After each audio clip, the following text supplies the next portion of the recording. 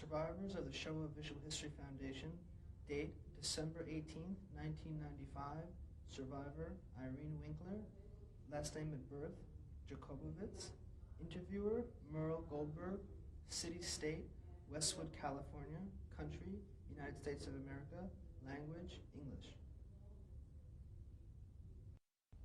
My name is Merle Goldberg, and I'm conducting an interview with Irene Winkler on Monday, December 18th, 1995, in Los Angeles, California, in the United States of America, and the interview will be conducted in the English language. To begin with, can you tell me your name as it is today? Irene Winkler. And can you spell that? IRENEWINKLER. And can you tell me the name you were given at birth? Jacobowitz. Can you spell that, please? JACOBOWITZ. And was Irene the name you were also given at birth? Irena. How do you spell that? It's almost the same, except it has different pronunciation. Are there any vowel changes? Like no. No umlaut? No, no. none. Okay. What is your full birth date? September 8, 1926. And can you tell me in what city and country you were born? I was born in Sevlush. It is Czechoslovakia. It was Czechoslovakia at the time. And it was a small little city of about 35,000 people. All right, you were telling me about Sevlish. Why don't you tell, so when you were born, it was Czechoslovakia? It was Czechoslovakia, and I went to Czechoslovakian schools. If you were to look at a map, where would you find Sevlish on the map when it was Czechoslovakia? It's approximately between Munkac and Berecsaz. I don't know exactly where, how. It's close to Russia, actually, Podkarpatsky Rus, where the Ukrainians were. So you would say the largest city that Sevlish was near is Munkac, right?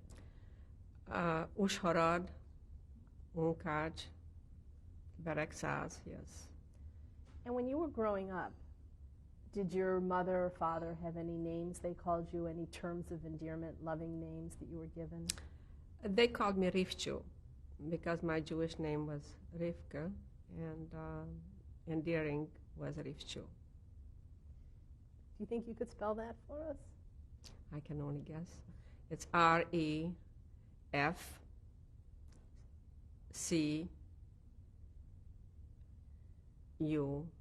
with a apostrophe on top. The way they do it. Yes, Czech. right. Okay. Now we've gotten most of that kind of information out of the way. Why don't we actually begin the major part of our interview now? And that is, why don't you tell me about your parents and their names and where they're from, if you know, and a little bit about them and what they did. My parents must have gotten married very early because they were young when they died. So they came maybe 30, 40 kilometers away from another town, and they got married, and I was the first child. I was the oldest. And they were very loving. My father was 42 my mother was 42 when she died, and my father was 45.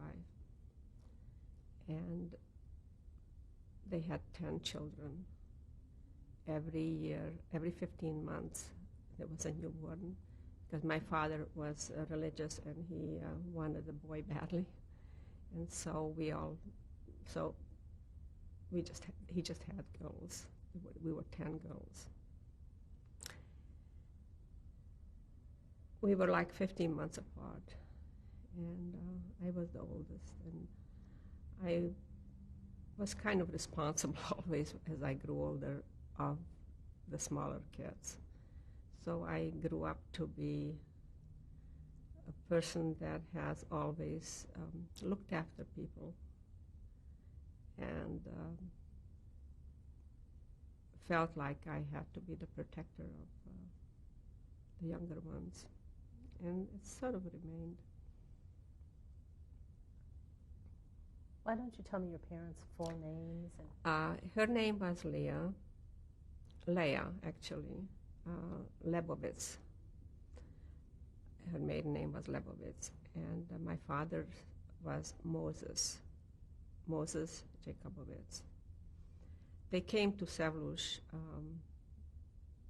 My grandfather came to Savlush and bought some properties, and they settled there, and we were a big family. We had a lot of aunts and uncles and cousins. We practically lived on one street, or two streets. Everybody lived sort of close together. And it was a very close-knit family. The grandparents were very close with the grandchildren. And those were beautiful times. Why don't you tell me a little bit more about that part of your life, that Jewish part of your life, since you all lived together so close? The holidays must have been really beautiful. The holidays were beautiful. Saturday, every week, Saturday was beautiful.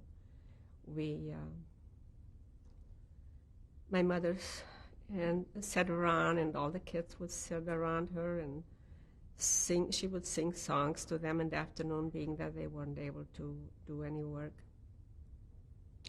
waiting for the Sabbath to go out or the sun to set. And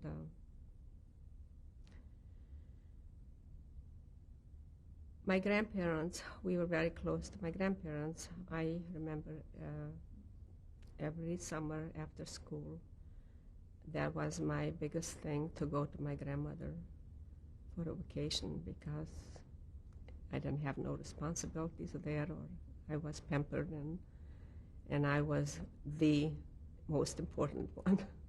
Usually the youngest one was the most important one at home. Not that I wasn't important, but it just, it's naturally to be more protective of the young ones than the older one. So my grandmother was a very, she was educated, and she lived in a little village, and she was sort of the doctor of the village. Everybody came to her for help, whatever problems they had. And at those days, I remember, even I did it myself, when they had high blood pressure, I used to put those eagles on her back to take out blood. I mean, this was a standard procedure, you know. I don't know if you know about that. That's one of the ways they cured high blood pressure then. But there were different things about her that was very endearing. Like what? She was a very strong woman, very, I wouldn't say bossy, but she took charge, and she was the head of the family. My grandfather also, but she was mostly very, I don't know how to explain it, but she just took charge of things. And that was so,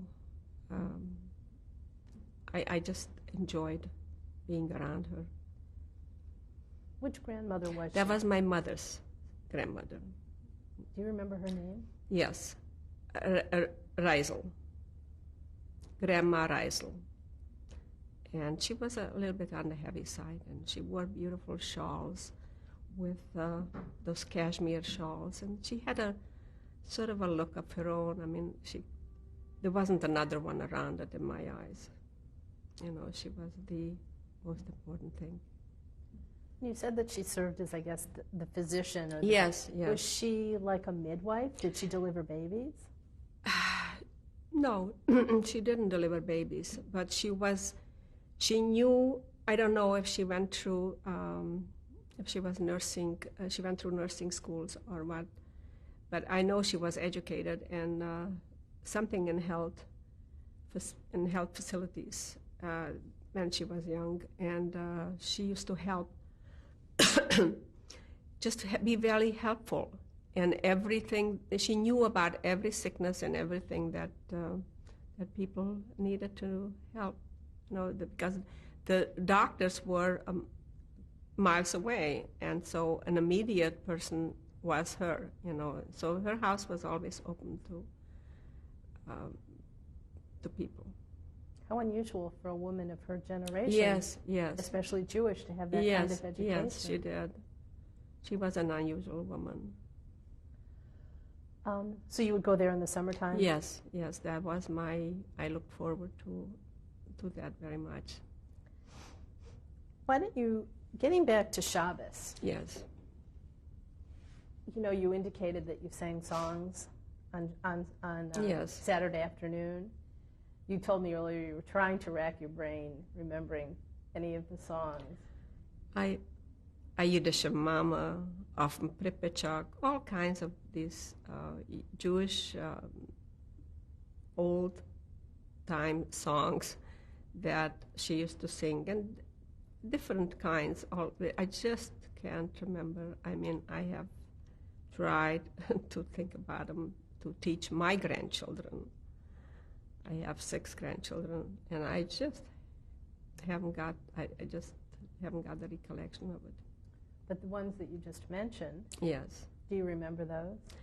Part of them, not fully. You want to sing one of them? No. Oh, no? No. No. On Fridays, on Friday mornings, do you remember how you prepared for Shabbos? What happened? What your mother did with the breads? And yes. You want to can you describe all that? Friday morning was a very busy morning by us, especially with all the kids around. They cooked for Saturday, and it was sort of a ritual to have all the kids bathed, all the kids dressed up, all the kids prepared for the Shabbos. It was a beautiful time. I mean, you wouldn't think today that that's such a big thing, but those days when we didn't have bathtubs, they had the big portable ones, and when all the kids had to be bathed and prepared for the Shabbos and got dressed in our good clothes, and the house smelled of the most delicious flavors, and it was just a joy. My father used to go to the temple and always bring home somebody with him that didn't have a home or was poor or was alone. Or we had like 12 of us, and we always had 2 or 3 more people with him at the table when Saturday for dinner. You said the smells. Can you describe those smells for me, what they were like, what they were of? Well, they don't believe in it today, but the frying of delicious meat, and the smell of the chicken paprikash and the onions and the garlic it had there was so much flavor and things, and it smelled so good because only Friday we had those special dishes, so they were special. I mean, today we cook, anytime we feel like those things, but that time we just did it for Shabbos. What about the breads? Now, did your mother make a bread and then did you take it to a bakery, or how did No, we had, she used to make they called it geflochtene challah. They were braided challah. And she just baked them in the oven. Oh, so all day long. Yes, we just had homemade bread and homemade cakes and homemade everything. So nobody went to shul with your father on Friday night then? No, because they were all girls. So your father was sort of the tevye of his village. Yes, yes. He was a chassid for the Spielberg rabbi. The Spielberg rabbi was one of the very looked up to rabbis in that town. And as a matter of fact, I got a book from his grandson, from B'nai Brak, because I told him that who I was, and he remembered, and I remembered his grandfather and everything when I went to see him in B'nai Brak. And when he comes to town, he comes to see me once in a while. So this is the grandson of the rabbi, Spielberg rabbi. And the reason I believed in him so much is because I was very ill once, and I had typhus. Luckily, I had typhus. Luckily I say, because it saved my life in concentration camp. I had typhus at home at an early age, and that made me immune to the typhus that I was exposed to in camp. So I would probably not have survived otherwise. So when I was very sick and there's a crisis, on a Friday night, I was having the highest temperature there, over 40, and I was either going to come out of it or not. And I remember seeing, you know what Maluchim is? The angels in white coats, and smell the food. This was a Friday afternoon. I smelled the food, but I was unconscious. And my father, Saturday morning, they didn't know what to do. They took a little kailachul, a little tiny challah that was about this big, and they went to the Spielberg rabbi, and he blessed it, and then brought it and put it under my pillow. I don't know. I believe in him. I believed in him. I got better. The next day, I got better. And they prayed for me, and I got better. So I grew up a happy child. I was full of life and very good in school. What kind of schools did you attend? Czechoslovakian schools. But you came from such a seemingly religious family that you went to a public school. Yes, I did. But we had a rabbi coming in every afternoon, and we had seats like in a restaurant. The table is in the middle, and both sides have seats like benches. And all the kids would sit on the benches, and he would be sitting on one side of that table, and he would give us lessons in Hebrew. Yes, and we learned Hebrew. I can read Hebrew. I don't understand because we didn't learn enough. I was too young when all this ceased. In Sevlish, if you have any memory of this, how many Jews do you think lived in Sevlish in relationship to the Christian community? I would say that at least 75%, mostly all Jewish, or maybe I didn't know them, the others as much, but 50% for sure. 50% for sure. It was a big Jewish community. What were the synagogues like? Do you remember? Well, on the plains, it wasn't elaborate like we have them today, but very, very nice and very warm and you felt good, made you feel good. And everybody, excuse me, People believed. People believed, and when they had trouble, they went to a rabbi for acquittal. And we didn't have psychiatrists, so I guess mind over matter. The rabbi put them at ease, and things got better. But like I say, unfortunately, all these things came to an end. How many synagogues before the war were there, do you think? Only about 3. But this Spinker rabbi had the main one. Is that the synagogue your father attended? Yes, yes. You know, you didn't tell me today exactly what kind of business your father had. My father was I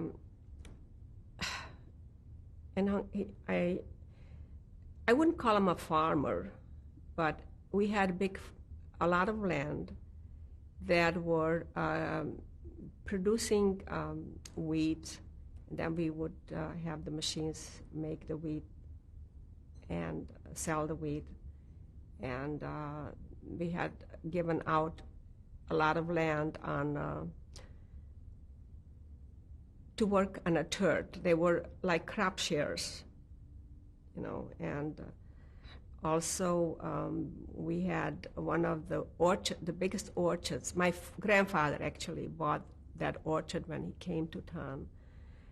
It was right in the middle of the town. Everybody knew that big orchard. This was huge. They used to come from Prague and buy the fruits on the trees and do their own harvesting.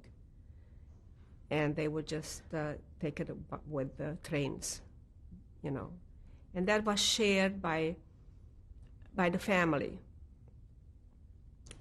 All the brothers and, you know, all the relatives they lived from that. You said that your family was very large and that lots of aunts and uncles. Yes. Do you can you give me an approximate, like from your mother's side and your father's side, how many brothers and sisters each of them had? If they all lived in this area, right? From both sides of the family? Yes. My father had 4 brothers and 3 sisters. And my mother had, I think, 5 sisters and 2 brothers. And all of these people? All of these people lived in Seven.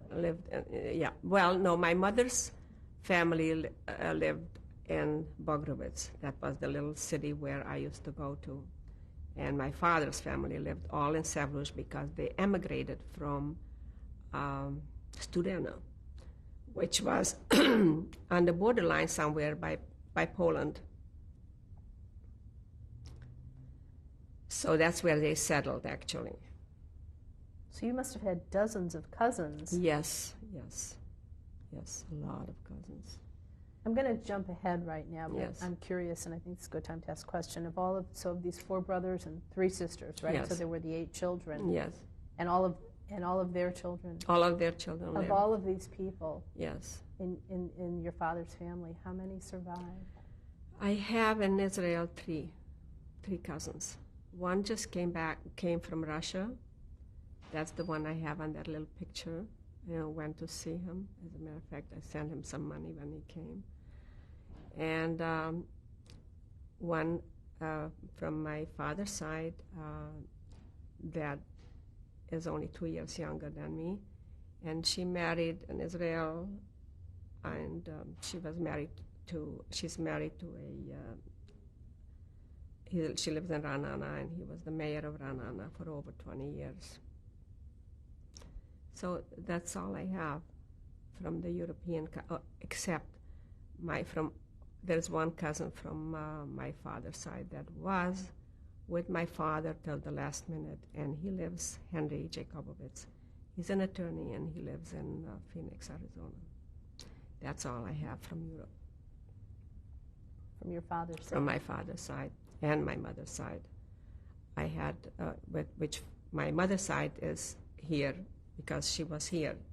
My mother all my mother's side were perished. But the one that lived here, Pearl Strauss, she's the one that brought me out here. And I only knew of her because she sent packages to us when we were at home. And I knew I had an Aunt Pearl, but I didn't know an address or anything. And when I went back and I found a letter of hers, and I wrote her that I was the only survivor of Lanke Laichu, the one that her sister, and I would like to come here. Would she send me papers? And I was already married that time, about 3 years. I got married in 45. So she sent me papers, and that's how we happened to come here. We came here in 1949.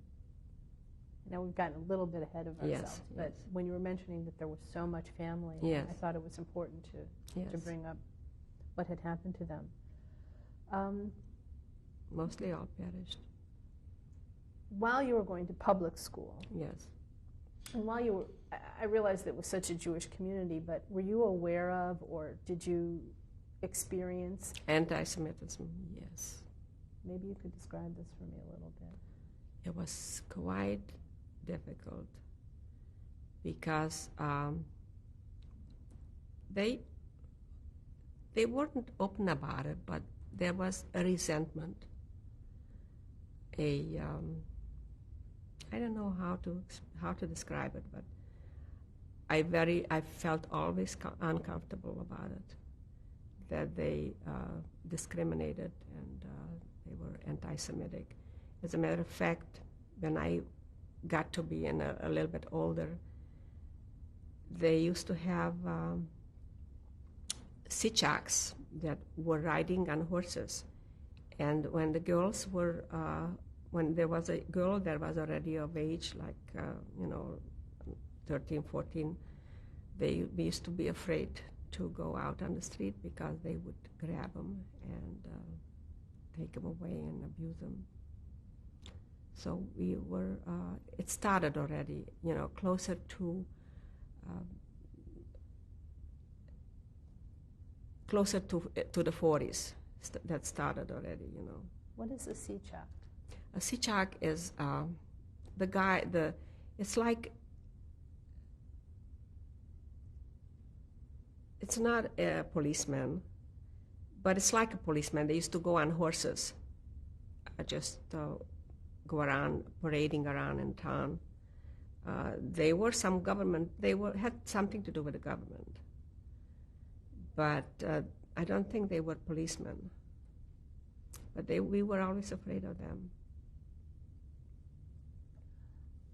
I realize, having been born in 1926, that when Hitler came to power, you were still very young and probably unaware of that in 19... Would I be right? No way. I was, he came to power when in the 33. 33.